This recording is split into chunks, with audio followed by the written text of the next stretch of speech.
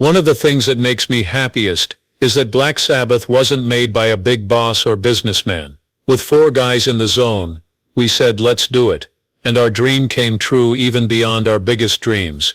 Some music icons do more than just rock the stage. They go against both life and death. One of them is Ozzy Osbourne. The person who screamed into space and time once killed a live bat by biting its head off, and made darkness into an art form that everyone couldn't stand, has to sit still and watch hopelessly as his legs give out on him. Ozzy, the heavy metal's Prince of Darkness, can't walk anymore at age 76. Parkinson's disease is slowly making it impossible for him to move. It can't take away his fighting spirit though, which is pushing him to get ready for something that seemed impossible at first. A last goodbye on the stage where it all started. English city of Birmingham. He used to talk about tours, contracts, and new records with Sharon Osbourne, but she doesn't. She was always there for him. She talks about every painful step she takes every morning to help her husband stand up. She also said something very sad in an interview that no fan ever wants to hear. We're about to leave. This is not a sad finish for a story. This is the last part of a story. One of rock's wildest hearts will burn out on the last night, but not with flesh and blood. Instead it will burn with memories, legacy, and the love of millions of people who grew up listening to Black Sabbath and Crazy Train. Going back to Birmingham, where it all started. The last promise is all that's left for a hero when they know time is running out. That promise for Ozzy Osbourne isn't a half-done album or a canned show. It all started on one night in Birmingham.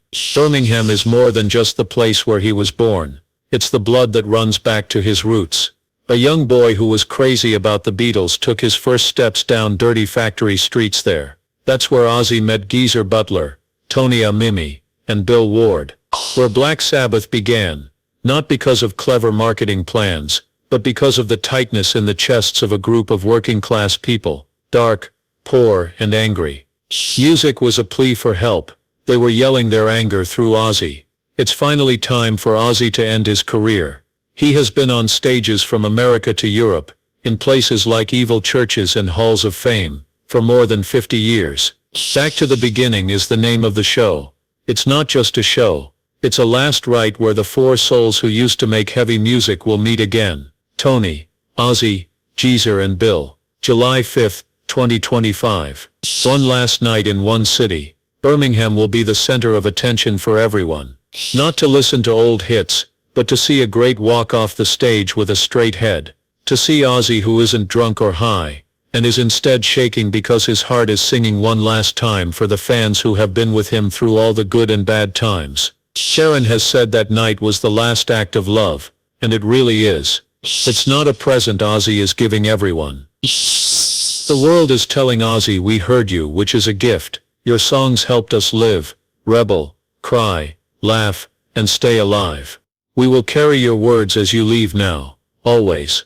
Like in the early days, there won't be any loud drums, bright lights, or Ozzy jumping and screaming, I love you all. But after the last song there will be a holy silence. Tens of thousands of people will stand still not because they are shocked, but because they don't want the moment to end. And when the show is over, Ozzy won't have to say anything because he's already said it all through his music. The fall of a legend after the last cheer. The stage lights go down and the guitarists stop playing. But one cold truth stays. Every day Ozzy Osbourne's body lets go. That man used to scream like he had never been in pain. Now his legs are so heavy that it's hard for him to even get out of bed. Each step was heavy with memories of a great time in the past. Parkinson's disease, an enemy that can't be seen, that is slow to attack, and that doesn't care, has been slowly eating away at Ozzy from the inside. Sharon still had hope when she first heard the news. It's not a death sentence, she said once. Time has shown her a terrible truth. You can't fight everything. After a terrible fall in 2019, the fear became all too real. The accident messed up the metal rods that were in his neck and back from an ATV accident in 2003. Not only did the pain tear through his body, it also broke the thin hope that he could still perform. Many surgeries were done on Ozzy, and metal pieces were taken out and put back in like a scary game of operation. The road to recovery was long, sad, and full of long silences. He didn't give up though. Between painful physical rehab sessions and days when he couldn't stand up, Ozzy kept going out in public, sometimes on crutches and sometimes in a wheelchair, but he never let his fans see him in pain. Sharon saw it though. She picked him up every morning and saw him have seizures that were hard to predict. Mornings when he couldn't move, and times when Ozzy cried because he couldn't play the guitar, which he used to think of as breathing. Sharon said in a recent interview that she thought she could handle things even though her voice was shaking. But Parkinson's doesn't give anyone a break. Then Ozzy said, "I want to perform one last time before I can't get out of bed anymore." It wasn't giving up. It was the last words of a fighter, a man who doesn't want to go away quietly.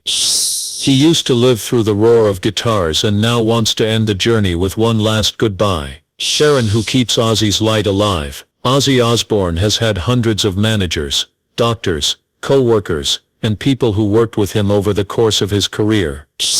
But there has always been only one person left, Sharon. She is the only person Ozzy can still trust, and not just because she is his wife. People often say that Sharon has a strong heart, and is the reason why the Prince of Darkness was so successful. She is also known as the person who helped Ozzy stop abusing drugs, being violent, and hurting himself. The last few years though, she's not been a boss. Sharon bathes him, picks him up, and watches for each wave of Parkinson's pain that comes on in the middle of the night. This is not a figure of speech. Sharon really is his full-time nurse. She didn't choose to be out of the spotlight. She had to. Ozzy gave up everything when her body started to fail. There would be no more reality shows, crazy press trips, or busy schedules. It would just be him in the days filled with constant shaking, uncontrollable steps, and silence, broken only by the weight of his illness. It was only recently that Sharon said she didn't cry in front of Ozzy when she was told he would no longer be able to walk, but she fell down as soon as she left the room. It wasn't taking her long to get better.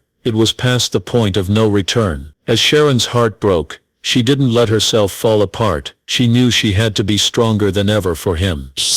Every medicine and every session of physical therapy, every night Sharon did everything she could to hold on to the man she's loved for over 40 years, as if it were her last chance. They've been through scandals, almost breaking up, and decades of drinking and using drugs. People respect Sharon, not the fact that she got through everything. She chose to stay, not for the money, not for the fame, and not for leaves. She stayed because she loved him, because she thought she would be the only person who would never turn their back on Ozzy, even if everyone else did.